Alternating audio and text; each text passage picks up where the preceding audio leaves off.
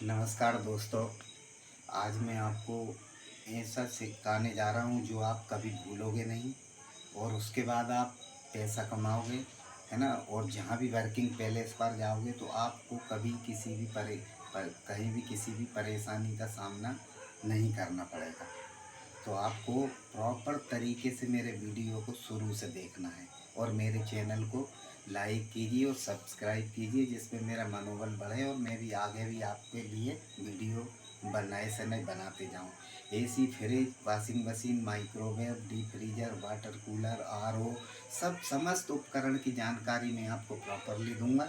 इसलिए आप मेरे चैनल को देखते रहिए और मैं आपको प्रॉपरली बताता हूँ शुरू से कि सबसे पहले हमें किस चीज़ों की ज़रूरत पड़ती है। तो हमें क्लैंप मीटर की ज़रूरत पड़ती है, जो कि ये है। इस क्लैंप मीटर के द्वारा हम करंट, वोल्टेज, अर्थ, कंटिन्यूटी, सबसे हम हमारे इंस्ट्रूमेंट को चेक कर सकते हैं। तो इसके लिए आज मेरे पास एक गीज़र आया रिपेयर होने के लिए। तो मैं ये गीज़र को प्रॉपर तरीके से आपको बताऊंगा कि ये गीज़र को कैसे रिपेयर किया जाता है। तो ये है हमारा इलेक्ट्रिक गीज़र और एक होता है हमारा गैस गीज़र। तो ये हमारे पास इलेक्ट्रिक गीज़र आया है। तो मैं आपको इलेक्ट्रिक गीज़र की जानकारी देने जा रहा हूँ। तो प्रॉपरली आप देखिएगा मेरे वीडियो को। ये देखिएगा, मैं आपको इलेक्ट्रिक गीज़र के बारे में बताने जा रहा हूँ। सबसे पहले आप किसी भी घर गीज़र रिपेयर करने के लिए जाते हैं तो उसका पहले आप प्लग निकालिए गीज़र का। सबसे पहले प्लग निकालिए और प्लग में आप इसको कंटिन्यूटी मोड पर सेट कीजिए। ये होता है कंटिन्यूटी मोड। कंटिन्यूटी मोड पर बीप का साउंड आता है। देखिएगा कंटिन्यूटी मोड, ये बीप का साउंड आएगा। ये देखिएगा आवाज़ आ रही होगी आपको। तो ये बीप का साउंड आ रहा है, इस पर आपको क्लैंप मीटर को अपने रखना है। इसके बाद इसके आपको बोर्ड को, ये जो है ना, ये प्लग जो आपने गीज़र का निकाला है, जैसे ये लगा हुआ है गीज़र, है ना, ये गीज़र। तो इसको आप पहले निकालिए, फिर निकाल कर इसको आप कंटिन्यूटी मोड से इसको दोनों को देखिए। ये किसी प्रकार की बीप की आवाज़ नहीं आ रही है। और देखिए मल्टीमीटर पर देखिएगा कोई रजिस्टेंस शो नहीं कर रहा है ना। तो इसका मतलब है कि ये गीज़र है ख़राब, इसे हमें खोलना पड़ेगा।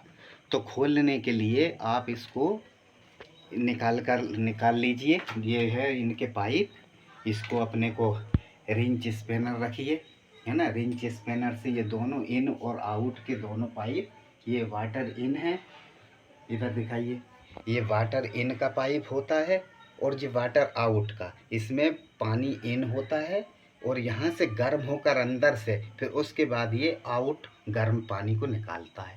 लेकिन अभी हमारा गीज़र कंटिन्यूटी नहीं दे रहा है, तो इसके लिए हमें सबसे पहले हमें इसको ओपन करना है। तो ये होता है, इसको हमने ये पाइप से निकाल कर ये ओपन कर लिया। पहले ही मैंने इसको ओपन कर चुका हूँ, मैं आपको बताऊँगा जब इसको फिट करेंगे। तो ये ओपन कर दिया हमने, ये सब निकाल दिए। तो सबसे पहले हमें हमें जो हमारी कॉइल लगी हुई है उसको देखना है, जो कि हमारे पानी को गर्म करती है। ये एक हीटर की कॉइल होती है, मेरे पास एक रखी हुई है जिसको मैं बताने जा रहा हूँ। एक कॉइल होती है, इसको बोलते हैं, ये गीज़र के अंदर कॉइल होती है ना। ये 2 किलोवाट की होती है ना। किसी में 3 किलोवाट की भी होती है। तो इसमें जो निकली है ये 3 किलोवाट की है। तो ये कॉइल मेरे पास अलग रखी हुई है, लेकिन मैं इसको ये निकालता हूँ। तो सबसे पहले हमें ये इसको ओपन करके कॉइल की कंटिन्यूटी चेक करना है। मैंने बताया था ना कि किसी भी उपकरण को चेक करने के लिए हमें क्लैंप मीटर की आवश्यकता होती है और इसको कंटिन्यूटी मोड पर रखना है। तो ये कंटिन्यूटी मोड पर रखकर इसको कॉइल को चेक कीजिए पहले। ये देखिए मैं चेक कर रहा हूँ, किसी भी प्रकार की बीप की आवाज़ नहीं आ रही है मल्टीमीटर में, देखिए। और ना ही किसी भी प्रकार का रेजिस्टेंस शो कर रहा है। तो इसका मतलब होता है कि हमारी कॉइल ये ख़राब है। अभी मैं आपको इसी कॉइल को ओपन करके बताता हूँ, आपको निकाल कर। 1। तो ये आपने देखा है, ये कॉइल आपने देखी ली है कि इसमें कंटिन्यूटी नहीं आ रहा है। इसका मतलब है कि ये कॉइल ख़राब है। तो इसके लिए हमने ये तीनों बोल्ट हमने खोल लिए हैं। ये बोल्ट लगे हुए थे ऑलरेडी, ये इनको मैंने तीनों को खोल लिए हैं। आपको बताने के लिए मैंने इसको लगाया हुआ हूँ। अभी मैं इन कॉइल को निकालने के लिए मुझे सबसे पहले ये थर्मोस्टेट को भी निकालना होगा। तो ये दो थर्मोस्टेट लगे हुए हैं इसमें, इनको मैं ओपन करता हूँ। ये देखिएगा, ये सभी जगह से इसको खोल लीजिएगा। ये हमारे थर्मोस्टेट हो गए।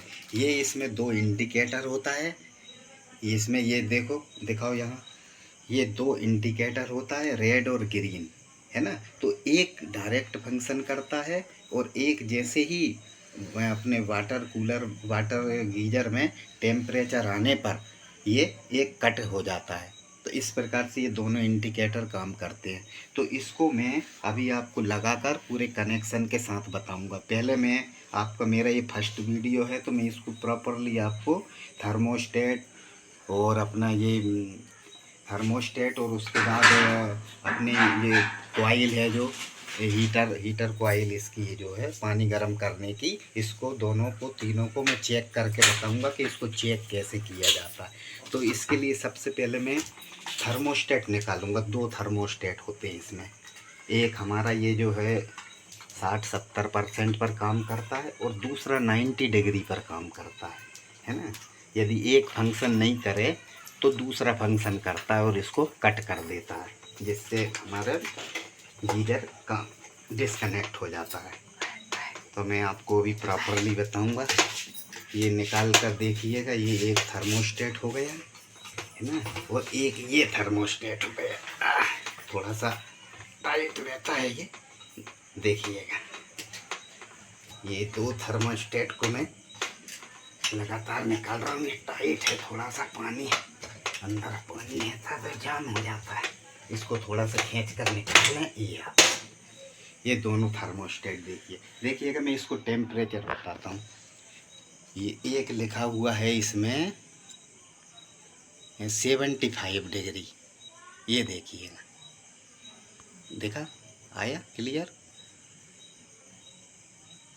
ये और पास लाइएगा, हाँ ये देखो, देखा, ये 75 डिग्री, मतलब ये है कि ये थर्मोस्टेट 70 डिग्री जैसा ही टेम्परेचर आता है पानी के अंदर हमारे गीजर में, तो उसके बाद ये कट कर देता है। और जैसे ही कट करता है तो सप्लाई कट हो जाती है, जिससे हमारा गीजर बंद हो जाता है ना। और एक टेम्परेचर ये है जिसमें देखो ये लिखा होगा 90 डिग्री सेंटीग्रेड। देखिए, दिखाइए अच्छे क्लियर करके, देखा 90 डिग्री टेम्परेचर दिख गया। तो ये 90 डिग्री पर काम करता है। किसी प्रकार से यदि 75 डिग्री का ये काम नहीं करता है और इसकी पत्ती टच हो जाती है तो ये डायरेक्ट हो जाता है। उस कंडीशन में ये 90 डिग्री वाला थर्मोस्टेट काम करता है, जिससे जैसे ही टेम्परेचर 90 डिग्री आएगा, ±6 है, इसका मतलब होता है 96 या -84, जैसे ही डिग्री आएगा ये जो है ना, ये अपना कट हो जाएगा।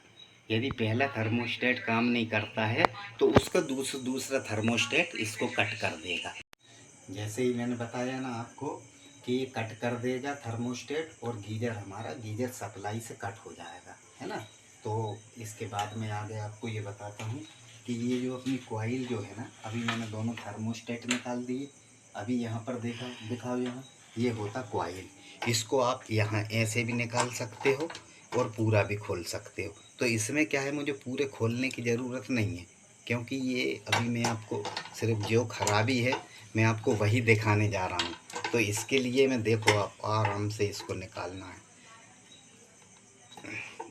ये है, बस यहाँ उंगली डालिए, ये है। अब यहाँ थोड़ा फंस जाता है तो इसको आप आराम से ये अंगूठा डाल के ये निकाल सकते हैं। देखिएगा ये कैसा निकला हुआ है।